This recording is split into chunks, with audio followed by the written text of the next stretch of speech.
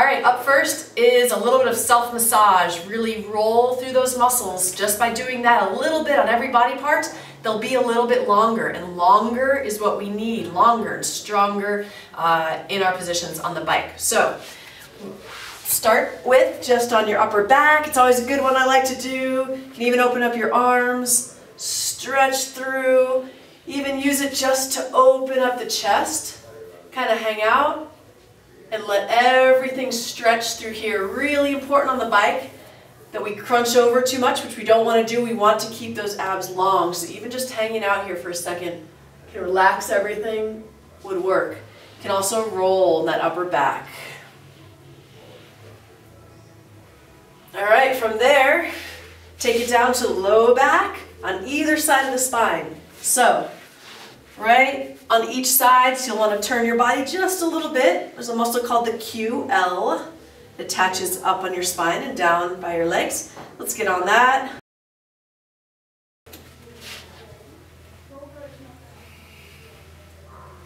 All right, and from there you can come down to your glutes. Put one leg over the leg up of the glute you're going to get because it opens up the hip just a little bit. Roll around. The glute's big, so you want to get all parts. You want to come on this side of it, all the way up to the attachment on the hip and on the inside.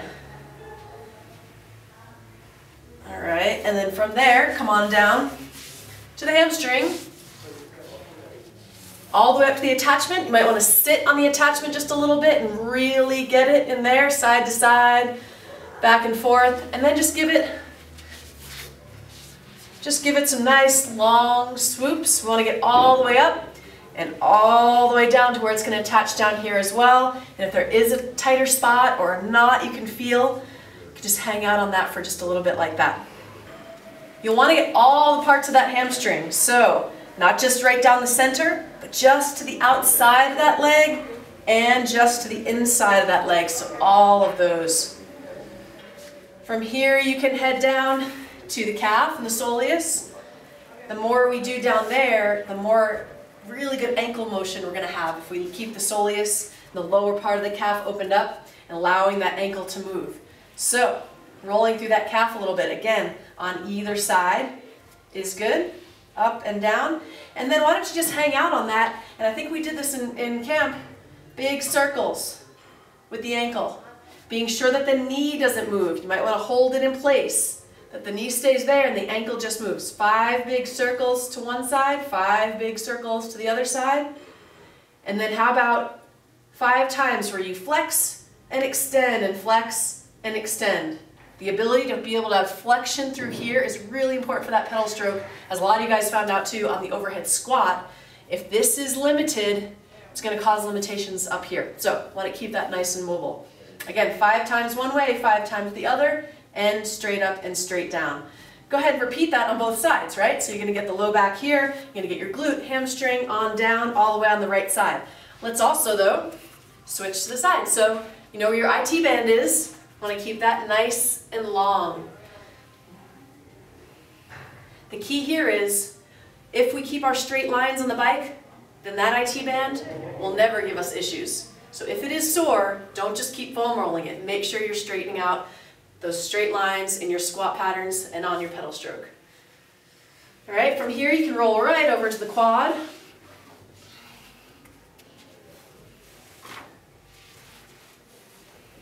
Again, the quad, why it's called the quadricep, has 4 parts to it. So you're going to want to get the inside of that, down the middle, and just on the outside of that as it comes over and kind of comes near that IT band. So make sure you're getting all of that as needed. On the quad as well, if you want to get the inside, this big muscle in here, which you use very much in cycling, go ahead and put your leg out like this, get in this nice plank or pillar position, and roll it out this way. You're going to find that's pretty darn tender in there often, which is fine because you use it a lot, but want to keep it nice and long. All right, be sure that with that quad, you get up here on the hip flexor. Really important too, and often the hip flexor is tight because we sit a lot and we want to keep it nice and loose. So the hip flexor, right up in here, right in there, nice and opened up.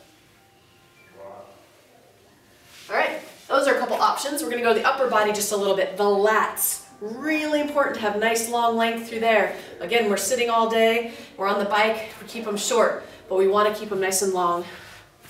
So down here, they attach right here and all the way up in the arm so you can roll through like this. If it's tender, it means you need this. You also need to keep being really long through those, stretching your arms overhead throughout your day, things like that. All right, just get that a little bit again, even if it's just 30 seconds, 45 seconds on each of these parts, it's going to be key. All right. You can have fun with it otherwise, but there's a couple options for you. Let's take the ball and get into some of those little smaller spots or tighter spots that could use a little less surface area to get into. A couple places I like are the glutes, the hip flexor right up here, the TFL, and then also the pecs. The hip flexor is that nice chunky little muscle right up here that helps you drive your leg up. So if you just stand up, pick up your leg, and that muscle that fires up, that's it. That's what you're going to want to get with the ball. So let's hit that TFL right here, right up in the side. We did this at camp as well. Right down in here, and find that little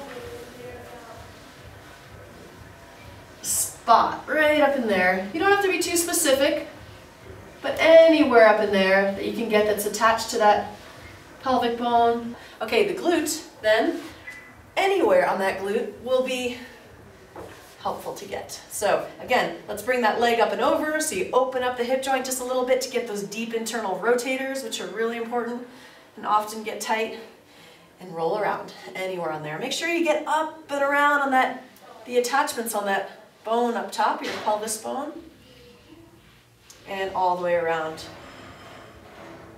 Especially right up where that femur hits in the ball and socket of the joint. Deep pec. Here's a great way to get it. You can either, sitting here, take the ball, one hand, the other hand, right in your pec muscle, which is that whole chest muscle here, which gets really tight when we sit at the computer, drive around, and we're on the bike, which we don't want to do, right? We want to keep that wide open, gives us a lot more power to get through our core. So again, pick a spot, one hand, the other hand, and just roll it around, all the way around. Pick one spot and do a few circles. Forward and backward. Let's pick another spot, right up in here. All the way around another. Pick about 4 spots because it's a pretty big muscle. It's the whole width of your chest and you can really get in there and you want to open up all those spots.